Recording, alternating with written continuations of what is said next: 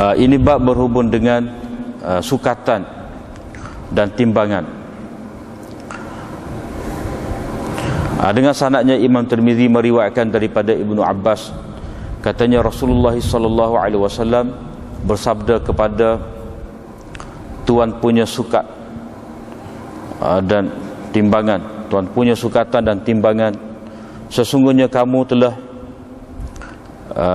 ditentukan untuk mengurus dua perkara ini, yang mana telah binasa umat-umat yang terdahulu sebelum kamu. Abu Isa berkata, hadis ini kita tidak mengetahuinya sebagai marfu' kecuali dari hadis Husain bin Qais, dan Husain bin Qais itu didhaifkan berhubung dengan hadis.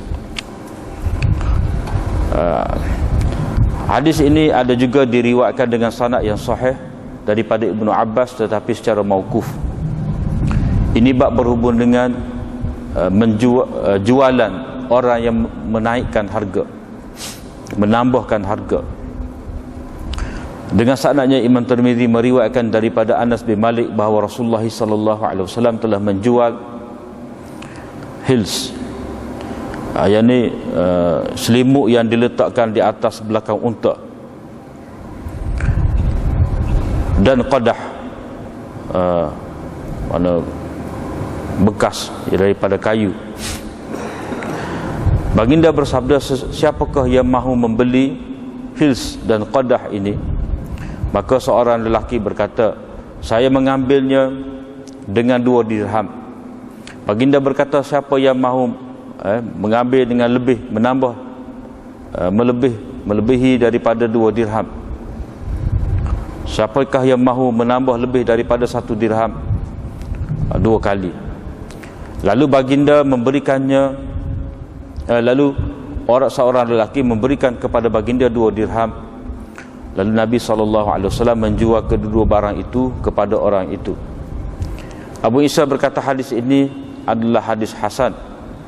Kita tidak mengetahuinya melainkan melalui hadis Al-Akhdar bin Ajlan dan Abdullah Al-Hanafi yang meriwayatkan hadis ini daripada Anas itu adalah Abu Bakar Al-Hanafi. Amalan berdasarkan kepada hadis ini di sisi ahli ilmu, yakni mereka mengatakan bahawa tidak mengapa jualan orang yang menambah harga berhubung dengan harta ghanimah dan harta pusaka. Mu'tamir Ibnu Sulaiman dan lain-lain ada meriwayatkan hadis ini daripada Akhdar. Wa qad rawa al-Mu'tamir Ibnu Sulaiman. Mu'tamir Ibnu Sulaiman telah meriwayatkan hadis ini, dan ramai di kalangan tokoh-tokoh juga meriwayatkan hadis ini daripada Akhdar bin Ajlan.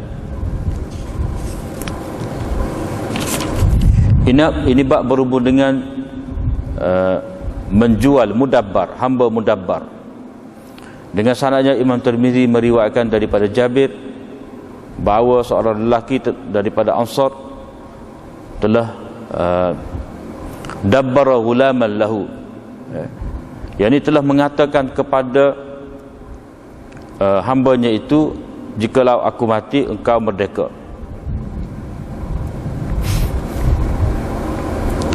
Jadi dia telah menjadikan hambanya itu sebagai hamba mudabbar. Lalu dia mati, meninggal dunia dalam keadaan tidak meninggalkan harta kecuali itu sahaja. Lalu Rasulullah SAW menjualnya, yakni hamba itu, lalu dibeli oleh Nuaim ibnu Abdullah ibni Naham. Kata Jabir, seorang hamba Kibti meninggal pada tahun yang pertama pada zaman pemerintahan Ibnu Zubair. Abu Isa berkata, hadis ini adalah hadis hasan sahih. Telah diriwayatkan lebih daripada 1 jalan daripada Jabir bin Abdullah.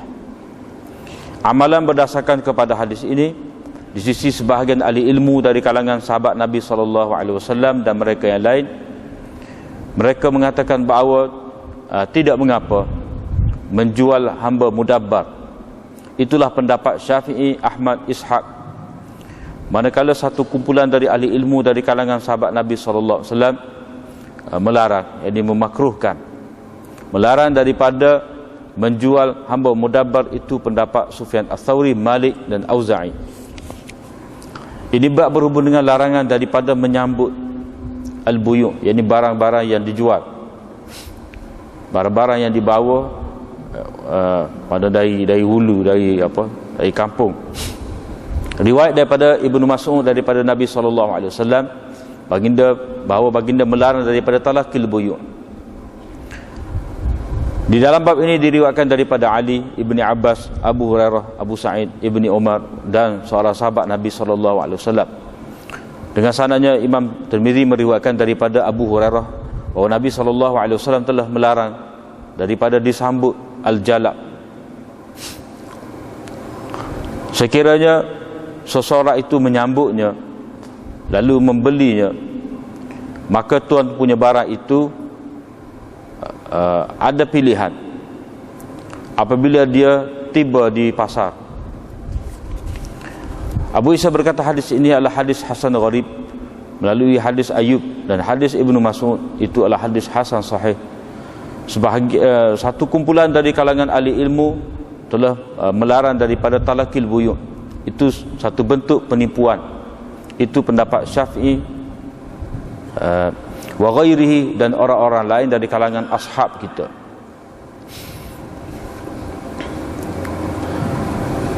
Ini bab berhubung dengan tidak boleh orang tempatan menjual bagi pihak orang desa. Dengan sanadnya Imam Tirmizi meriwayatkan daripada Abu Hurairah, katanya Rasulullah SAW bersabda, dan kata Qutaibah, mana di sini Imam Tirmizi ambil daripada dua guru dia.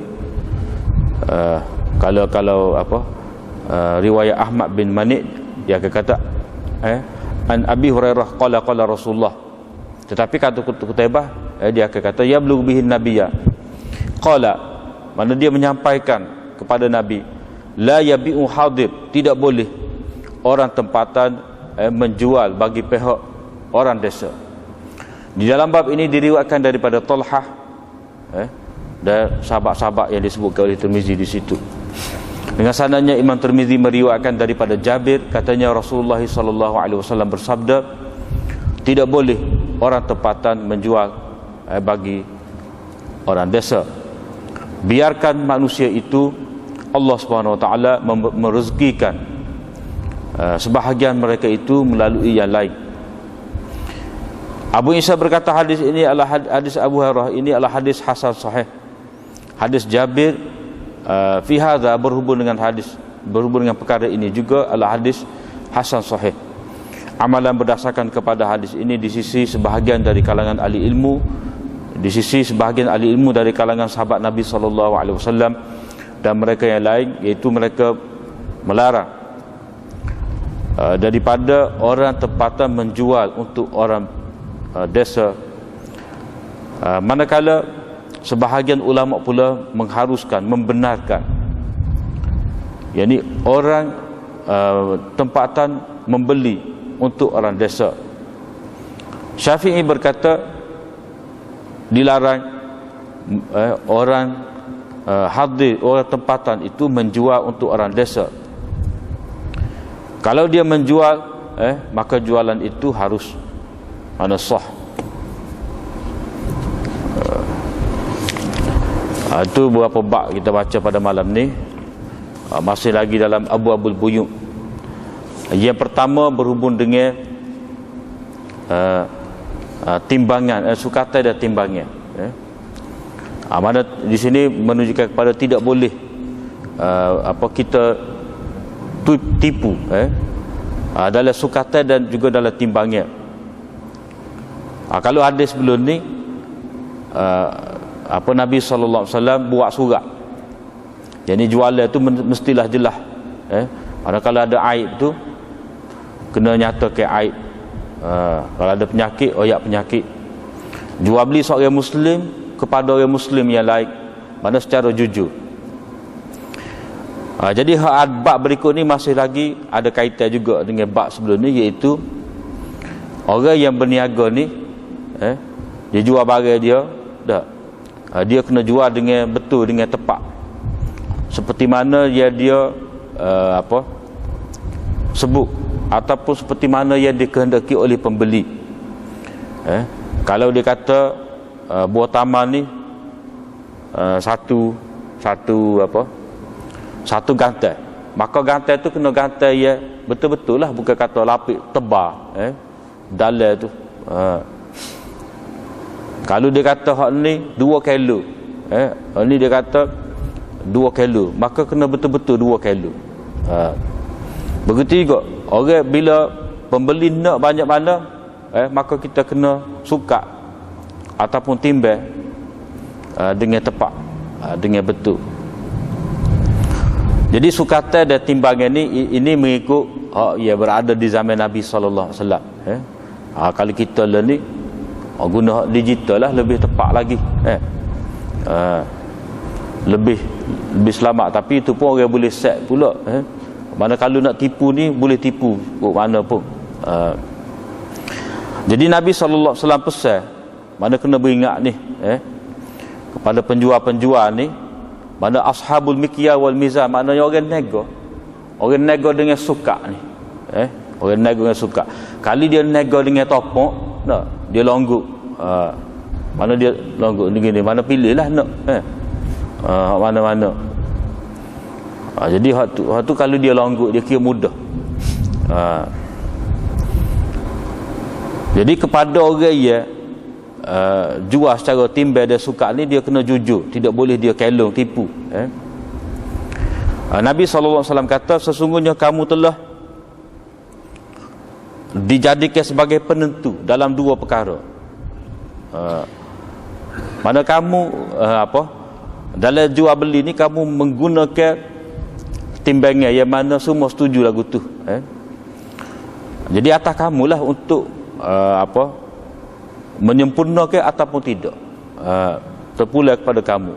Kalau kamu nak selamat, hendaklah kamu jual dengan adil, sukat dengan betul, timbang dengan tepat. Yang mana umat yang terdahulu sebelum ni, sebelum kamu ni telah binasa berhubung dengan perkara ni lah. Sebab umat yang terdahulu kaum Nabi Syuaib, dalam ayat Quran banyak sebut berkenaan dengan kebinasaan kaum Syuaib ni. Mereka tipu sukatan, tipu timbangan, menguraikan timbangan. Berkenaan dengan perkara ni Allah SWT ada satu surah khusus, wailul lil mutaffifin, neraka wil kepada orang yang mengurangkan timbangan. Mana kita orang nego ni kena beringat. Dan hak lebih baik lagi, maknanya kita orang nego ni suka lebih lah, lebih. Seperti dalam hadis yang kita jumpa, hadis hak Nabi SAW kata kepada peniaga tu, fashubu bai'akum bis sadaqah. Dalam bab yang keempat di bawah bab ni, hadis 1208, inna syaitana wal ithma yahduranil bai' fashubu bai'akum bis sadaqah. Sesungguhnya syaitan dan dosa itu ada dalam jual beli, maka hendaklah kamu campurkanlah jual beli kamu tu dengan sedekah. Makna bukan semata-mata kita nak mendapat keuntungan, tapi kita kena cari juga pahala. Jadi sedekah tu boleh jadi dalam bentuk kita pelebih sukatan. Kita tambah sikit setengah bunga ke, tak? Mungkin setengah benda tu kalau kita pelebih sampai sebunga, tak padah, rugi pula. Mana pelebihlah sikit, mudah kira. Dan untuk menetapkan perkara ni, kerajaan dia ada panggil wilayah hisbah, mana bahagian kawalan ni, bahagian hisbah amal ma'ruf nahi munkar ni, bahagian penguat kuasa, mana dia boleh cek, mana dalam tanggungjawab kerajaan juga dia mari cek timbang tu betul ke tidak. Sebab apa? Sebab nak jaga kepentingan pengguna. Jadi Nabi SAW memberi amaran berhubung dengan perkara ni. Abu Isa berkata, hadis ni kita tidak mengetahui secara marfu'. Marfu' seperti mana yang kita maklum, bila hadis tu diangkat kepada Nabi, mana diriwayatkan sebagai kata-kata Nabi, itu panggil hadis marfu'. Jadi Abu Isa kata, kita hanya mengetahui hadis ini sebagai marfu', sebagai kata-kata Nabi hanya melalui jalan Husain bin Qais. Sedangkan Husain bin Qais ni ulama kata dia dhaif dalam hadis. Tak kuat. Jadi tak kuat, mana hadis dia dhaif. Jadi apakah bila hadis ni dhaif, makna kata apalah kita nak lebih kurang dalam berlebih kurang dalam bab timbangan sekat ni? Tidak. Dalil jelas ada lagi. Dalil apa? Dalil dalam Quran banyak lagi. Tak. Hadis-hadis lain pun banyak lagi. Mana bukan kata atas hadis nisa saja, tidak. Kemudian kata Imam Tirmizi lagi, hadis ni ada juga diriwayatkan dengan sanad yang sahih daripada Ibnu Abbas sebagai mauquf. Mana berhenti setakat Ibnu Abbas, jadi sebagai kata-kata dia. Sebagai kata-kata dia. Hak tu lebih sahih. Lebih sahihnya dalam keadaan mauquf, sebagai kata-kata Ibnu Abbas, bukan kata-kata Nabi. Jadi kadang-kadang perkara inilah yang menjadi kemuskilan lah. Jadi kalau tidak kata apa benda tu tidak sabit daripada Nabi, tidak sahih, maka kandungan dia tu tak boleh nak terima langsung, tidak. Mana kena tengoklah kalau hak sahabat kita boleh terima. Utamanya dalam beberapa perkara tarhib ni, ingatan ni. Kadang-kadang dia ada hikmah. Itu tidak dinafikan bahawa ada setengah yang disandarkan kepada Nabi itu tidak tepat, tak bercanggah pula dengan hakikat kenyataan apa semua. Tapi di sini hak Ibnu Abbas sebut ni, apabila sabit sebagai kata-kata Ibnu Abbas, hak dia sebut ni termasuk juga dalam tafsiran kepada ayat wailul lil mutaffifin.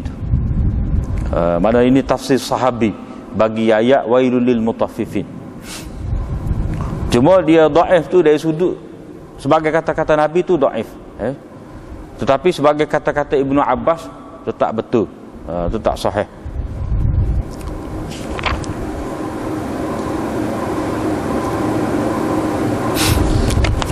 Jadi mengikut Hafiz Ibnu Hajar dalam Taqribut Tahdzib, Husain bin Qais Ar-Rahabi, Abu Ali Al-Wasiti, seorang yang matruk. Mana hadis dia tu orang tak ambil.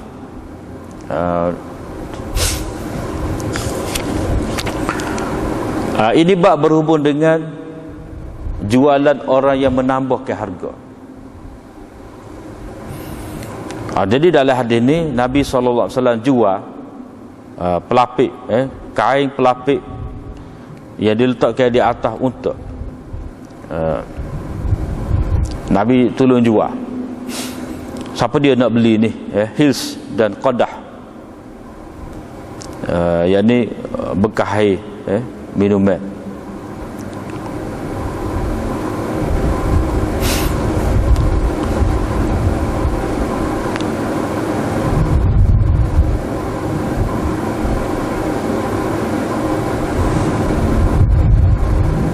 Jadi hadis ni sebenarnya hadis yang ringkas. Hadis yang ringkas. Hadis yang lebih panjangnya itu sebenarnya ada dalam Abu Daud. Ada dalam Abu Daud. Dan juga dalam Muslim. Itu sebenarnya orang ni sebenarnya orang ni ada dalam Abu Daud, dalam Kitabuz Zakah. Sebenarnya orang ini dia mari jumpa Nabi SAW minta sedekah asal. Dia sebenarnya Nabi jual tu bagi pihak orang lain. Cuma riwayat Tirmizi ni ringkas. Jadi ringkas tu seolah-olah hak tuan punya barang tu Nabi sendiri. Jadi sebab sanad dia ni dia ada masalah juga. Jadi cerita asalnya hak ni dalam Abu Daud, dalam Kitabuz Zakah. Hadis 1941. Itu ada seorang lelaki mari jumpa dengan Nabi sallallahu alaihi wasallam minta zakat daripada Nabi, minta bantuan. Jadi Nabi tanya, "Mu tak ada harta ke? Siapa nak mai minta sedekah ni? Melarat setara mana kamu ni? nak mari minta sedekah, kamu menanggung hutang kau. Jadi dia kata ada. Gapo? Dia ialah dua perkara ni. Kain lapik di unta dan juga gelah. Jadi Nabi kata wak mari. Jadi Nabi pun tolong jual. Jual tu berlakulah penawaran harga ni, pertambahan harga. Jadi bila penawaran harga tu, maka ada orang beli tadi dengan 2 dirham. Mula-mula 1 dirham. Nabi nak biar ada orang bayar lebih tinggi lagi. Bila ada orang nak 2 dirham tu, terima duit tu, Nabi pun beri kepada lelaki tadi. Beri kepada lelaki tadi, kamu ambil 2 dirham ni, pergi beli kapok. Pergi beli kapok. Rekah cerita suruh beli kapok. Bila beli kapok tu, Nabi kata aku tak boleh tengok kamu dalam masa 15 hari lebih kurang. Kalau tak silap 15 hari. Pergi cari kayu api, pergi jual. Mana Nabi SAW nak didik kepada orang yang nak minta sedekah ni, dia perlu kepada kemahiran sebenarnya. Sebab itulah dalam perbahasan dalam bab zakat semasa ni, hal lebih baiknya bagi untuk asnaf masakin wal fuqara ni, kalau kita beri dalam bentuk tunai kepada dia dah, itu tidak lebih baik daripada kalau kita beri kemahiran. Maknanya kita sediakan kursus untuk dia, kursus jahit, kursus masak, yang mana dia boleh berdikari, dia boleh keluar daripada belenggu kemiskinan. Sebab pepatah Cina katalah dah, mana lebih baik kita beri mata kain daripada beri ikan kepada orang miskin ni. Jadi hal tu sebenarnya ada Nabi sebut. Mana Nabi suruh dia pergi cari kayu api jual. Maknanya barang nak buat pitih ni boleh berlaku. Nak buat pitih ke mana? Mana setara jual kayu api pun boleh buat duit. Learn ni lagilah banyak benda. Tak. Asalkan benda tu ada hajat orang perlu pada benda tu, kita boleh jual untuk mendapatkan duit. Itu latar belakang hadis ni hak lengkap. Cuma hak kandungan hak hukum yang nak dipetik di sini, itu dengan orang panggil bai'ul muzayadah. Mana bila satu barang tu penjual tawarkan siapa nak beli, dah orang itu kata nak bayar 10 yak. Jadi dia kata siapa nak bayar lebih lagi, tu nak bayar 20 yak, mana boleh jual beli lagu tu. Macam hak lelong tu lah, jual beli lelong. Cuma hak tosenya akak-akak tu pas tak jadi, tak jadi, batal. Batal. Yang ni tengah-tengah tu sebenarnya ada orang nak beli dah. Kata yang pertama tu nak beli dah dengan harga sekian, harga masih lagi rendah. Tiba-tiba hak ni akak, dia pun sanggup lebih pada tu lagi.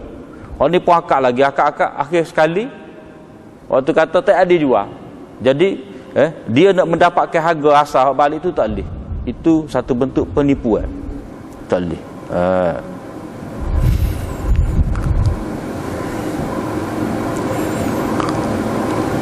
Tetapi kalau harga barang tu sudah dipersetujui dah, serendah tu, maka dia tidak boleh akad dah. Itu satu bentuk nanyalah pula kepada pembeli.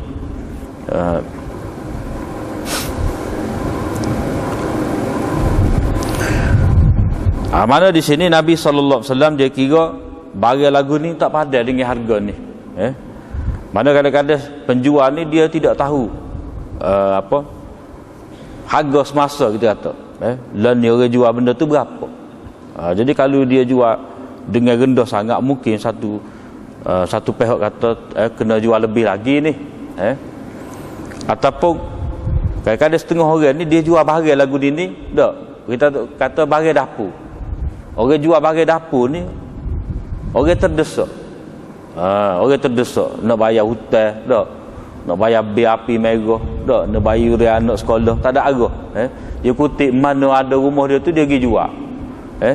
Pada masa itulah orang pembeli ni dia tak kira, dia kira orang tengah terdesak, dia akan jual apa sahaja bagi dia tu walaupun asalnya harga mahal, mana dia nak dapatkan harga yang sangat murah.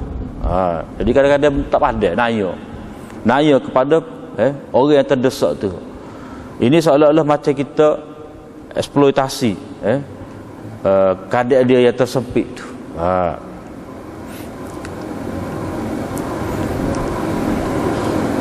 Jadi hal ini sebenarnya nak jaga kepentingan tuan punya barang tu, biar dia jual barang tu dengan berbaloi. Kata Abu Isa At-Tirmizi, hadis ini adalah hadis hasan. Kita tidak mengetahuinya itu melainkan melalui Akhdar bin Ajlan. Mana di sini hadis ini gharib lah, tafarrud. Mana Akhdar bin Ajlan itu bersendirian dalam meriwayatkan hadis ini.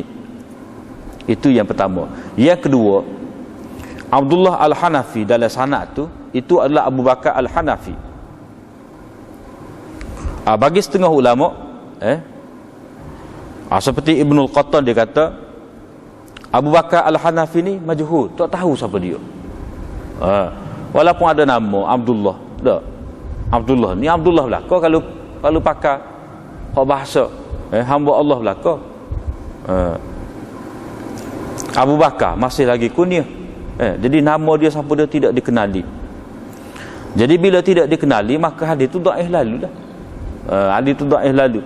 Tak tahu siapa. Orang yang tidak, perawi yang tidak dikenali ni boleh jadi dia orang berjuru. Boleh jadi orang yang tidak berjuru. Boleh jadi orang yang kuat ingatan, boleh dipercayai dalam hadis. Boleh jadi orang yang lemah ingatan. Jadi kita tidak dapat satu pastian tentang kedudukan dia tu dalam kita nak menerima hadis dia. Jadi bila lagu tu ulama kata tak boleh terima hadis dhaif. Bukan kata ni hadis perawi tak kenal, jadi ulama hadis tolak, jadi tak tepat lagu tu. Nanya kepada orang tu, kita nak hukum lagu tu. Tidak, itu kaedah. Bila orang tu tidak cukup syarat, tak? Bila tidak cukup syarat dalam borang, dalam borang tu tak isi, tak? Kan dia kata gisi mula, ambil nombor lain pula, padahal dia tunggu setengah jam dah, nak sampai giliran dia tu. Jadi bila tak cukup syarat, tak kira lah, naya kau tak naya kau, pakat tolak.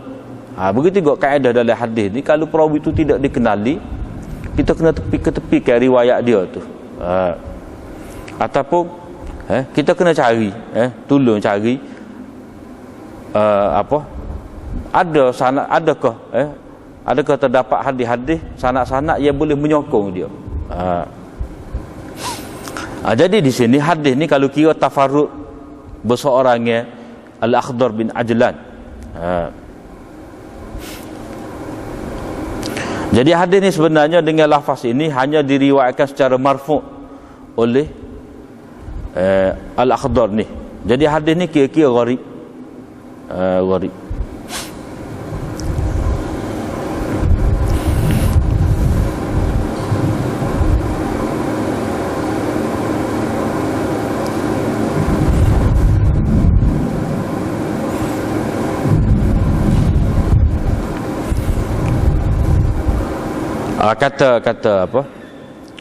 Kata Maulana Barakfuri, hadza hadisun hasan wa 'ala lahu Ibnul Qattan bi jahli hali Abi Bakar Al-Hanafi. Ibnul Qattan kata hadis ni ada masalah, ada penyakit, sebab tidak diketahui kedudukan Abu Bakar Al-Hanafi. Dan dinukilkan daripada Bukhari, beliau mengatakan bahawa hadis dia tu tidak sah. Hadis Abu Bakar Al-Hanafi tidak sah. Demikian dalam Talkhis Habir, Hafiz Ibn Hajar. Hadis ni ada diriwayatkan oleh Imam Ahmad, Abu Daud secara dengan panjang lebar, dan diriwayatkan juga oleh Abu Daud, Tirmizi, Nasa'i secara ringkas. Itu kata Hafiz Ibn Hajar.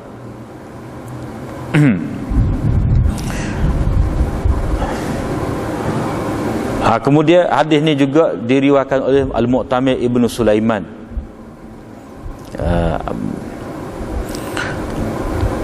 Dan orang lain lagi daripada Akhdar bin Ajlan ada. Mana dari segi bau lepas daripada Akhdar tu, Memang ramailah, cuma pada akhdar tu dia sorang. Mana pada tabaqah akhdar tu dia sorang saja. Jadi ramai bawah dia pun tetap menjadikan riwayat ni sebagai gharib. Sebab tafarruq al-akhdar tu bersendiri dalam meriwayatkan hadis ni.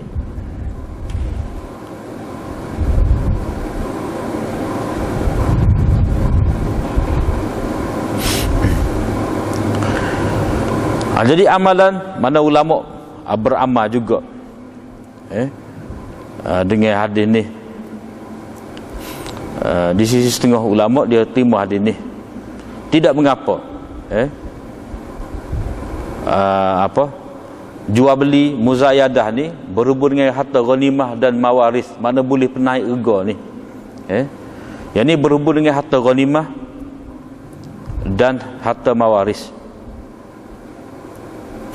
Tetapi Ibnul Arabi, salah seorang pensyarah Tirmizi, Abu Bakar Ibnul Arabi, bukan Muhyiddin Ibnul Arabi, Abu Bakar Ibnul Arabi kata, tak ada makna ni sebenarnya pendapat yang mengatakan khusus bulan ni kepada berkenaan dengan harta ghanimah dan miras saja.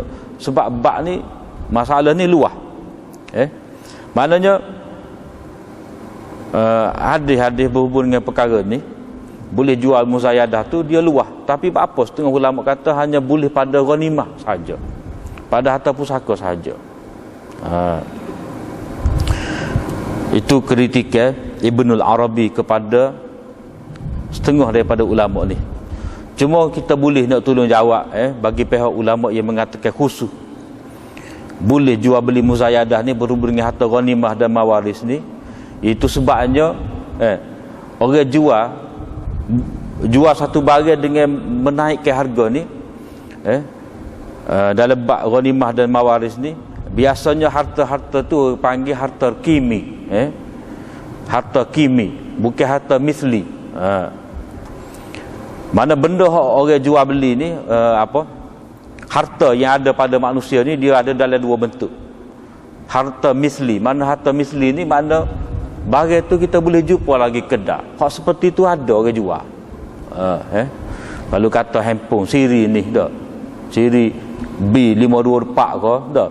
Cak god ni kita pergi kedai nak hal ni juga. Dia boleh buat mari tu dalam kotak buku. Itu panggil harta misli. Satu lagi harta kimi ni mana harta yang sudah tidak ada dah dalam pasar ataupun harta tu, benda tu kalau kita nak juga kita kena tepah sebab benda tu orang buat khusus.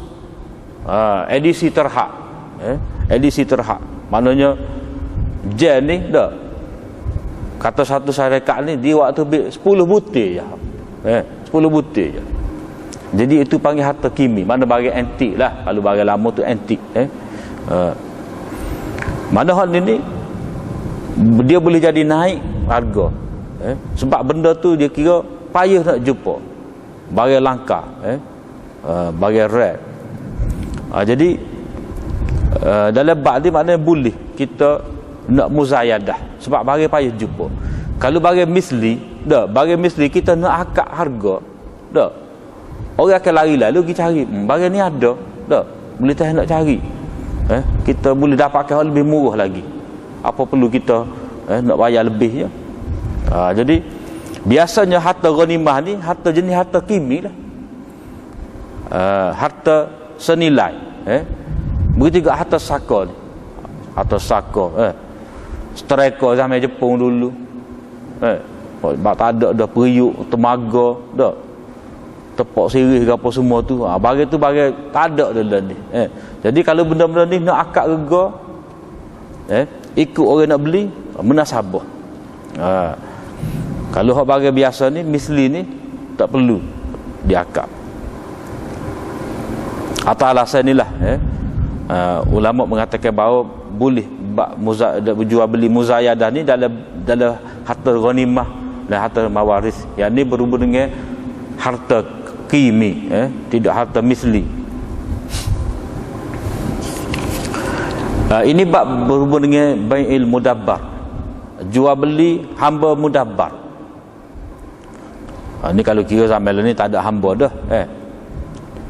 Tapi mungkin ada dalam hadis, kita kena bincang juga. Takut-takut benda ni jadi pula, perai pula, dia balik semula sistem hamba tu. Sebab dia termasuk di bawah al-muamalah bil misli. Mana benda berurusan dengan bil misli, maknanya seperti yang diamalkan oleh mana-mana bangsa. Jadi kalau berlaku peperangan, dia sistem hamba tu mungkin jalan semula. Walaupun Islam tu nak menguraikan perhambaan, tetapi kalau benda tu berlaku, dia tetap faktor dia ada, maka tetap dia akan ada semula.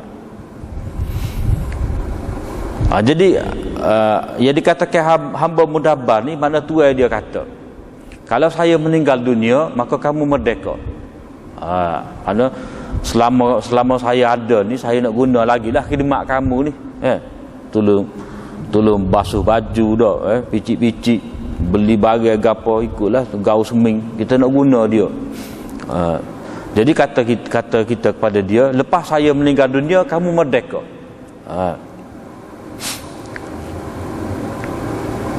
Itu panggil hamba mudabbar. Cuma di sini berhubung dengan hamba mudabbar ni, mana kalau kira janji, kata-kata tuai dia tu dipegang lah. Dipegang, maknanya dipegang dari segi kalau dah janji dah lagu tu, lepas saya meninggal dunia kamu merdeka. Maka merdekanya hamba tu dikaitkan, disyaratkan dengan kematian. Mana pada ketika itu, dari satu sudut, hamba tu dia kira bila terikat dengan janji, maka tuai dia tak boleh jual lah, kira-kira tak boleh jual. Tapi di sini Nabi SAW jual kepada Nu'aim bin Abdullah. Dalam riwayat Muslim sebut sebanyak 800 dirham. 800 dirham. Tak tahulah hamba setara mana ni, sebab nilai hamba tu dia mengikut kepandaian. Zaman dulu, kalau banyak kerja dia boleh buat dah, mahal lah. Kalau dia tak berapa pandai, banyak kena ajar dah. Kalau tukar pahak dah, kena ajar sosok, kena petuk dulu baru jadi. Mana kalau hamba tu pandai, dia mahal nilai dia. Jadi Nabi SAW jual hamba di sini. Mana kalau kira hamba yang sudah ditadbirkan, ditadbirkan ni tak boleh jual. Setengah ulama mengatakan tidak boleh dijual.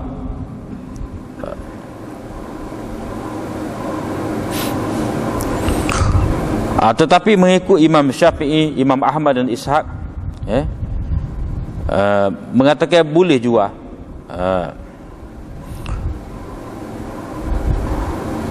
Tetapi mengikut pendapat jumhur, seperti yang dinukilkan oleh Imam Syafi'i, Imam Nawawi, tidak harus menjual hamba mudabbar secara mutlak. Tetapi hadis ini menolak.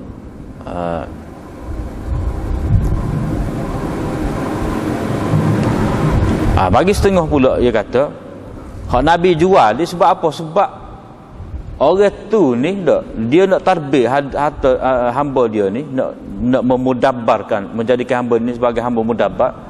Harta tu dia tu seni je ada.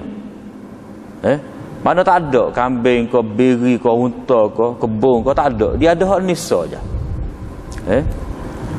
Bila dia menjadikan hamba dia ni sebagai hamba mudabbar, bila dia meninggal dunia, kalau kata bila dia meninggal dunia, maka jadi merdeka lah hamba dia.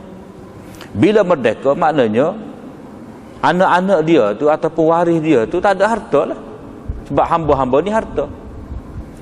Jadi bila dia telah melepaskan hamba tu selepas dia mati, maka hamba tu jadi merdeka. Anak dia tu tidak mewarisi, tidak mendapat harta pusaka. Jadi keadaan lagu tu memudaratkan kepada warasah, ahli terima pusaka. Tak boleh. Hak Nabi kata wasiat itu tidak boleh melebihi 1/3 harta. Mana wasiat tu? Mana selepas saya mati, harta ni jadi kepada orang tu, mana anak akak ke dah, ataupun ayah dia tak masuk Islam lagi ke. Jadi hak demo ni tak diterima pusaka. Tapi kalau kita nak wasiat boleh dah. Tapi wasiat tu dia tidak boleh melebihi 1/3. Sebab kalau melebihi 1/3 berarti dia telah makan dah. Mana telah apa? Telah melarat kepada harta pusaka pula. Yang ni timbul mudarat pula kepada waris tu. Mana waris tidak mendapat harta pusaka dengan sempurna. Jadi sebab itulah wasiat itu tidak boleh melebihi 1/3. Maka berhubung dengan tarbin ni juga, dalam keadaan orang tu tidak mempunyai harta melainkan hamba ni saja, tiba-tiba dia nak tarbirkan harta dia ni, maka tentu sekali akan memudaratkan penerima pusaka. Sebab itulah Nabi jual. Nabi jual. Maknanya nak elak daripada kalau dia mati tu, hamba dia tu jadi anak-anak dia tu, waris dia tu jadi mudarat, langsung tidak mendapat harta pusaka.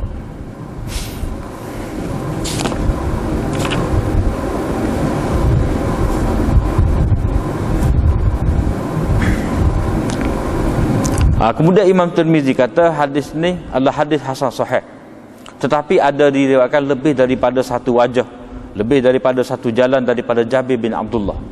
Maknanya selain daripada Amr bin Dinar ni, ada tabi'in lain yang riwayat daripada sahabat Jabir ni, daripada Jabir ni. Situ dia berhenti.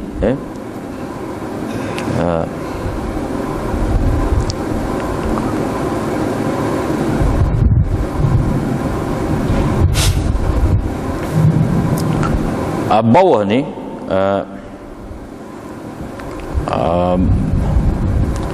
di bawah kata-kata famata walam yatruk malan ghairah. Mana lelaki Ansar tadi, siapa dia?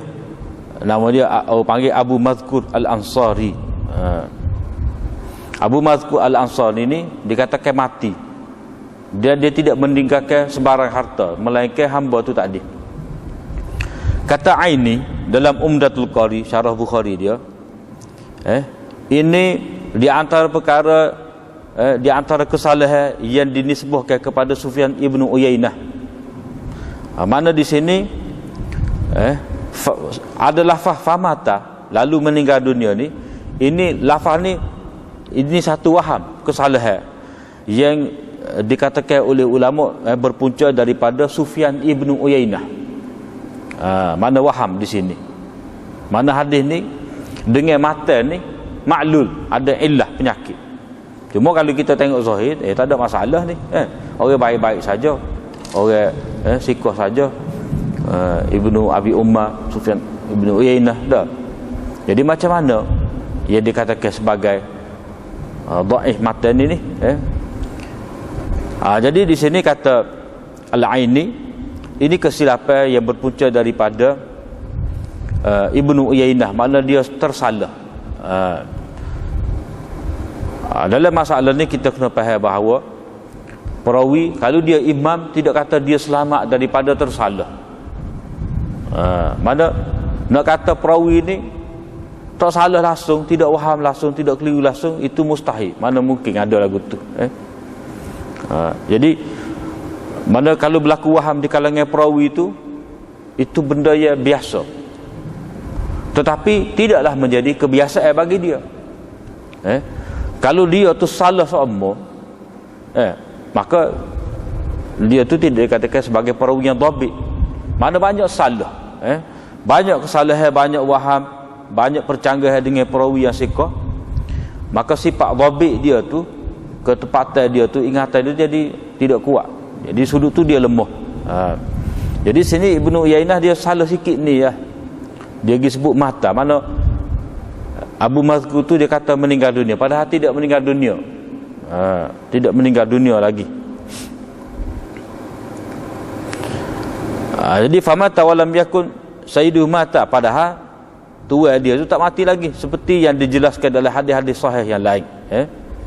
Maknanya kalau tengok dalam riwayat hak dia kata tadi, Imam Tirmizi kata dia isyarat dah sikit, pandai-pandai kita lah cari mana. Waqad ruya, mana nak suruh kita ni legak muslim cari. Waqad ruya min ghairi wajh itu, mana kalau kepada ahli hadis maklum dah hadis tu duk mana. Mana kepada kita kena menyelidik tengok hadis ni duk mana. Daripada inilah ada seni takhrij hadis, mencari hadis lagu mana. Jadi dalam riwayat hadis-hadis yang sahih, seperti dalam Bukhari ada, dalam Bukhari, dalam kitab Muslim, kitab Zakah, dalam Ibnu Majah, ada disebutkan bahawa tak mati pun, tak mati lagi. Jadi jual beli hamba ni, hamba dia nama Yakub tu, itu pada ketika Abu Mazkur tu masih lagi hidup, bukan kata setelah Abu Mazkur telah meninggal dunia, tidak. Di antara ulama yang menyatakan bahawa ini kesilapan Ibnu Uyainah, antaranya ialah Imam Syafi'i.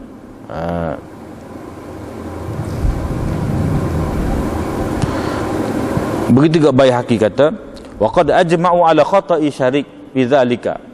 Ada satu riwayat Tariq Syarik pun salah juga. Syarik ni maklumlah dia pun ada kelemahan juga.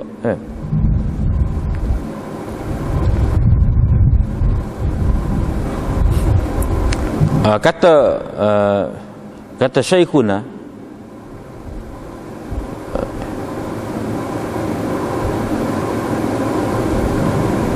ini kata Al-Hafiz Al-Iraqi, mana hak juga kata ni Al-Aini, Iraqi kata Al-Auza'i, Husnin Al-Muallim, Abdul Majid bin Suhail, semuanya itu meriwayatkan daripada Atha tanpa seorang pun menyebut lafaz famata. Bahkan semua menyatakan sebaliknya. Jadi hak ini kesilapan yang berlaku dari pihak Ibnu Uyainah yang menyebut famata, sebenarnya tidak mati lagi. Lepas tu hamba tu tadi nama dia Yakub, seorang hamba Kibti.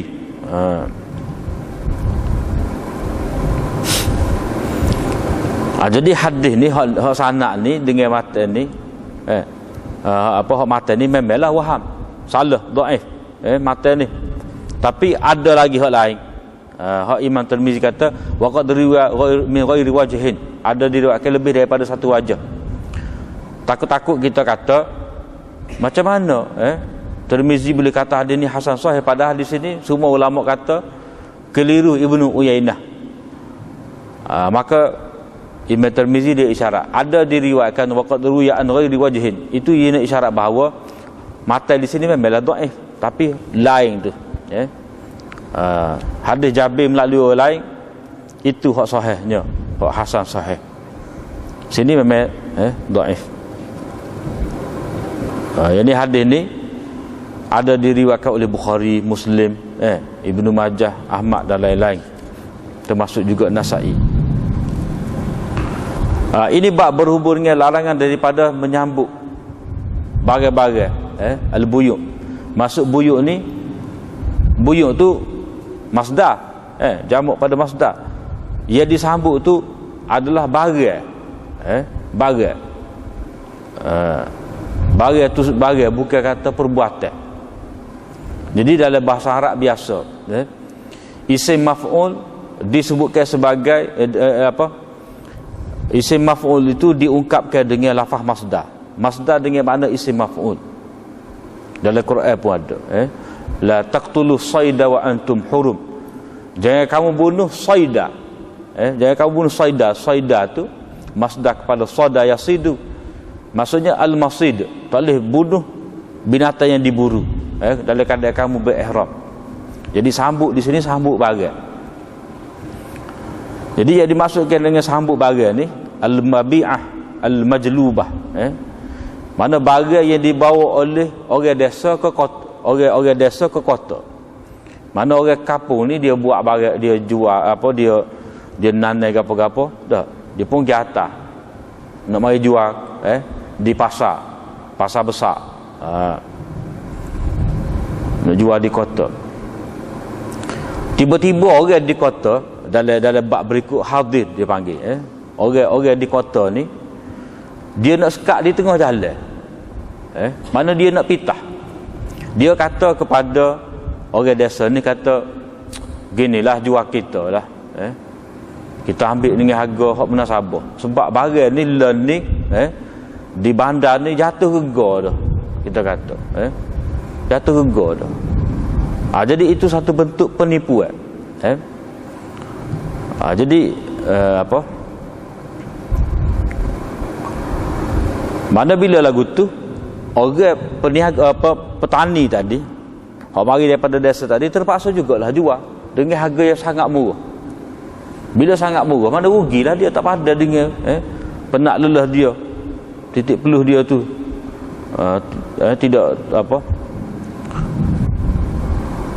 tidak pada dengan usaha dia.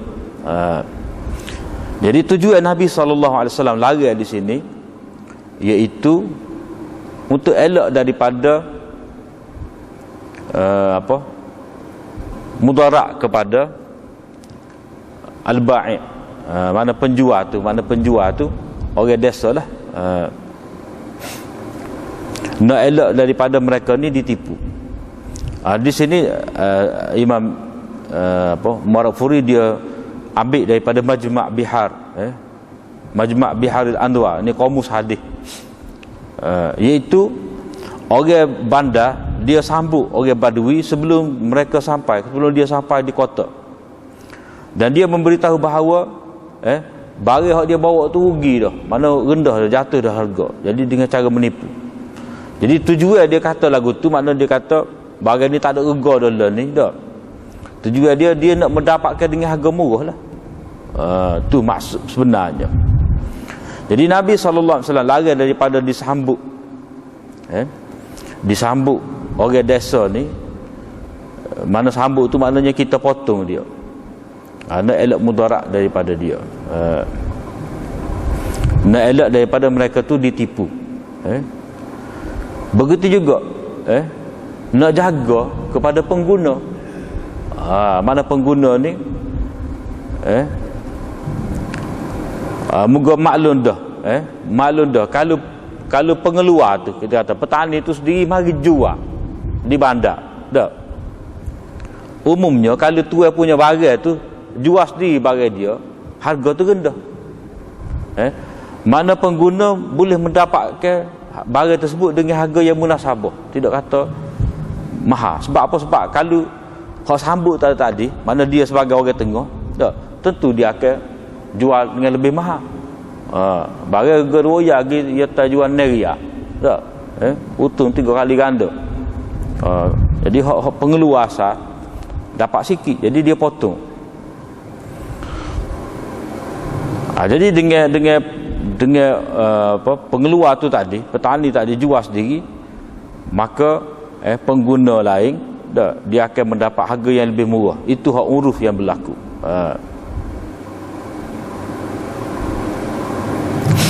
Begitu juga kalau barang tu, mana orang desa tu sendiri mari jual, jadi barang tu boleh didapati dengan banyak. Mana dia sendiri buat mari, dia sendiri jual, jadi barang tu banyak. Bila banyak,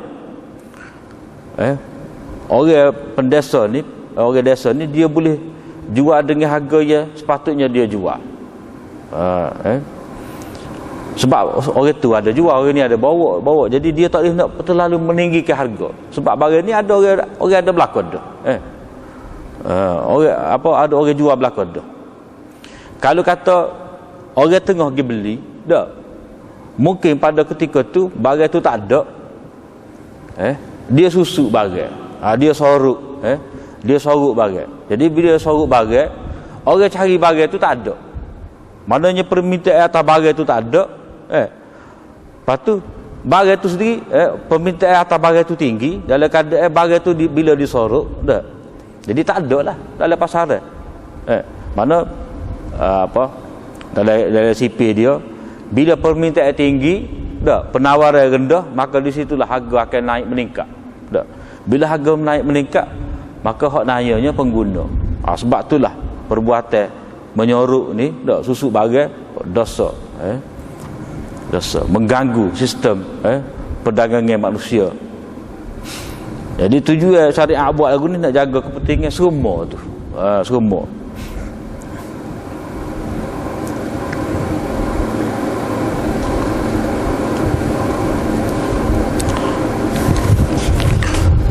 Kemudian hadis satu lagi, hadis Abdullah bin Ja'far Ar-Raqi, katanya Ubaidullah bin Amr Ar-Raqi menceritakan kepada kami daripada Ayub.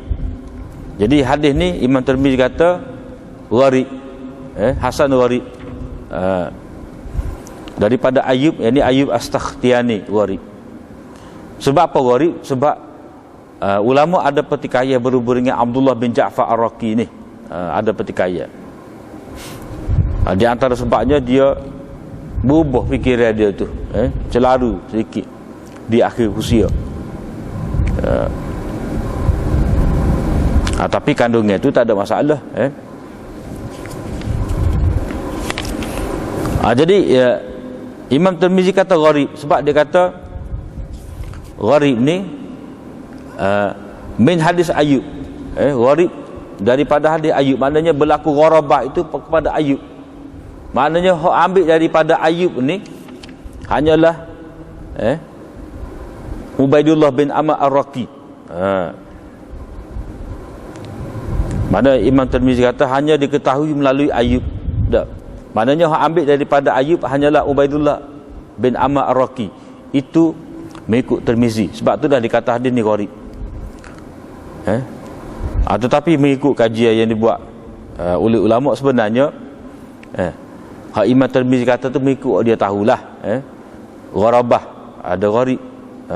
Tetapi sebenarnya selain daripada Ayub, ada orang lain lagi yang meriwayatkan daripada Ayub, selain daripada Ubaidullah bin Amr Ar-Raqi, ada juga perawi lain yang meriwayatkan daripada Ayub, iaitu Ma'mar. Ma'mar ada meriwayatkan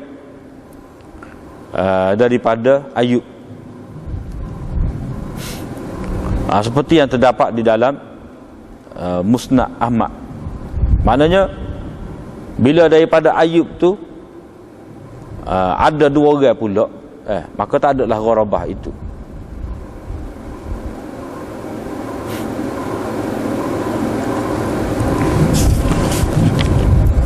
Rasulullah sallallahu alaihi wasallam larang daripada disambut jalab. Jalab tu makna barang yang dibawa, al-majlubah, makna barang yang dibawa ke pasar.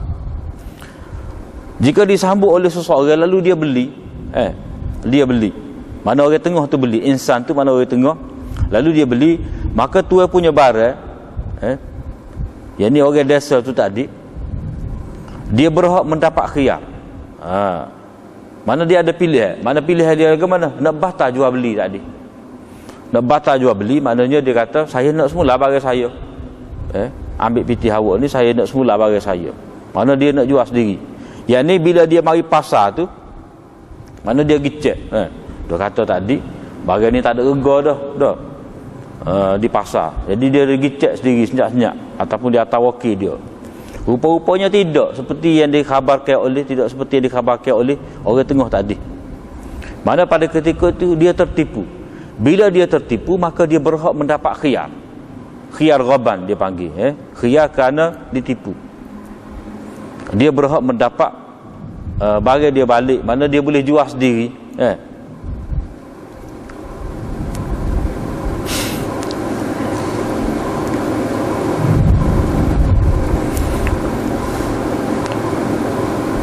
Ini satu bentuk, maknanya dia bila dia tiba di pasar, dia dapati dia tertipu, maka dia berhak mendapat khiyar.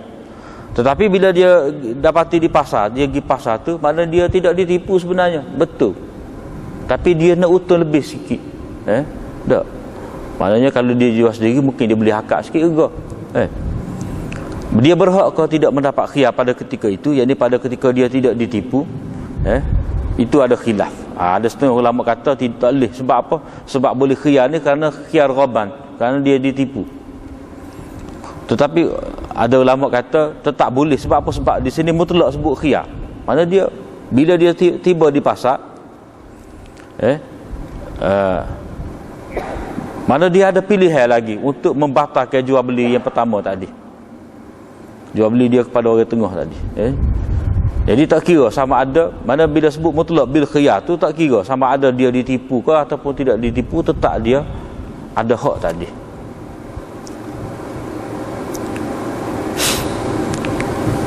Kemudian Imam Tirmizi kata hadis Ibnu Mas'ud ni, mana hadis yang pertama mula-mula tu hasan sahih. Sebahagian ulama melarang daripada talaqil buyu'. Ini satu bentuk penipuan. Ini sebab dia lah ta'lil. Sebab mengapa tak boleh talaqil buyu'. Ini bab berhubung dengan tidak boleh orang hadir itu, orang tempatan itu jual bagi pihak untuk orang dagang, orang desa. Ini seperti tadi jugalah.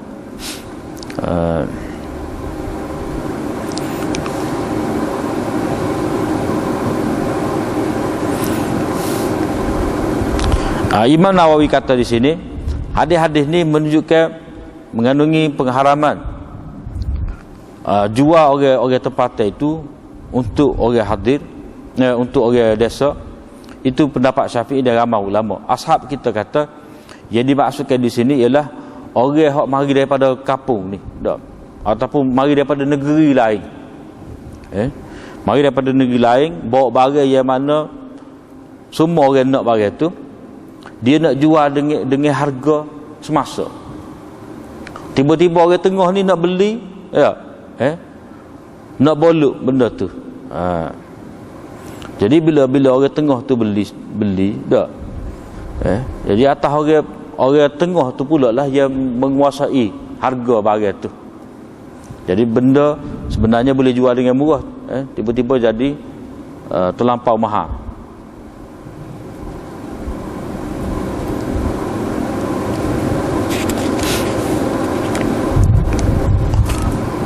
Riwayat satu lagi, Rasulullah sallallahu alaihi wasallam bersabda, tidak boleh orang desa, tidak boleh orang tempatan jual untuk orang desa. Biarlah manusia itu, orang ramai itu mendapat rezeki yang Allah SWT beri melalui sesama mereka tu. Yang ni biarlah orang tu dapat rezeki dia. Mana kita jangan potong terik orang. Mana biarlah maksud dia keadaan di pasar tu, maknanya keadaan harga tu mengikut ia berdasar kepada permintaan. Biarlah harga di pasar itu berjalan mengikut permintaan. Janganlah ada campur tangan pihak yang tiga, orang tengah. Kerana bila masuk orang tengah ni, dialah dia akan mengatur harganya. Orang pengeluar tu sendiri, orang desa tu sendiri, dia boleh nilai mana pada dengan penak dia setahun ni, dah. Mana dia boleh letak harga dia tu. Tapi bila orang tengah mari, dah, dia ambil daripada orang desa tu dengan harga yang sangat murah, tiba-tiba dia jual dengan harga yang lebih mahal.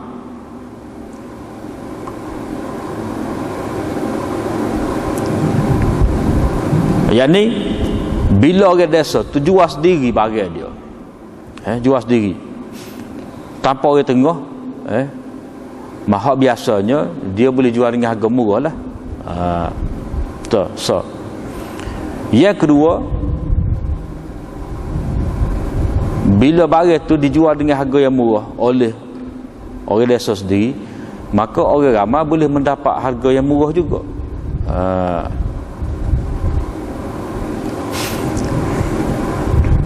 Jadi manfaat tu boleh kepada pengguna juga. Selain daripada orang desa tu dapat untung lebih, pengguna tu dia tak perlu keluar membeli dengan harga yang lebih mahal.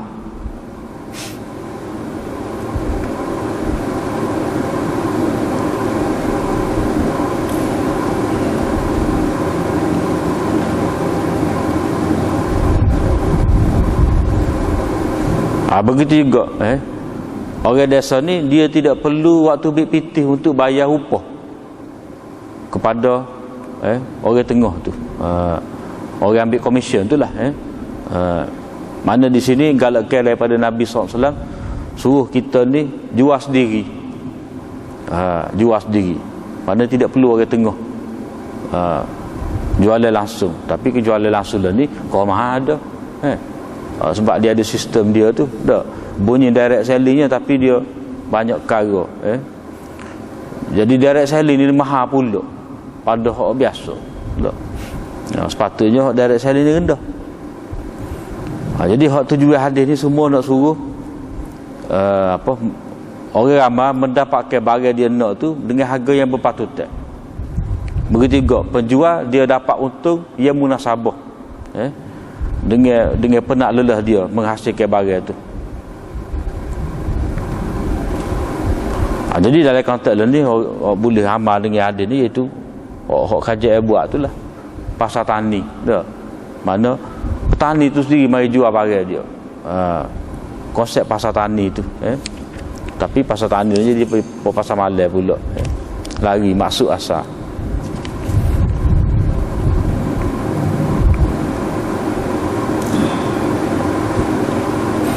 Jadi amalan berdasarkan pada hadis ni lah seperti yang kita sebut tadi. Kemudian minggu lepas tu nak betul sikit baca sanad tu tak apa tepat tu, sebab kita tengok dalam nuskah yang lain memang hak ni salah sini. Itu hadis 1215. Hadis yang ketiga, hadis yang ketiga dalam bab yang ketujuh, bab majaa fi rukhsah fi syira' ila ajal.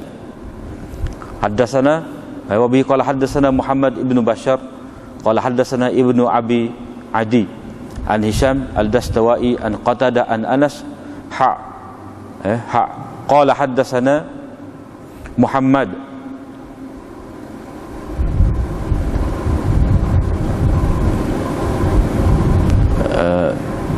qala an Anas situ qala Muhammad, yakni qala Muhammad ibnu Bashar an Anasin tahwil qala Muhammad, yakni qala Muhammad ibnu Bashar wa akhbarana Muadz ibnu Hisham.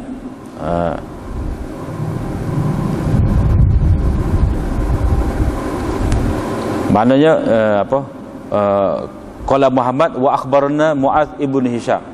Maknanya selain dia ambil daripada Ibnu Abi Adi, dia ambil juga daripada Muadz ibnu Hisham, ini ad-Dastawai. Qala haddatsani abi. Kalau baca ni haddatsana abi, qala haddatsani abi. Jadi hak tadi qala Muhammad wa akhbarana Muadz ibnu Hisham qala haddatsani abi an Qatada an Anas qala masyaitu, seterusnya lah. Betul situ sikit. Kemudian bab akan datang bau majaa fi nahyi anil muhaqalah wal muzabanah. Wa akhiru da'wana alhamdulillah rabbil alamin.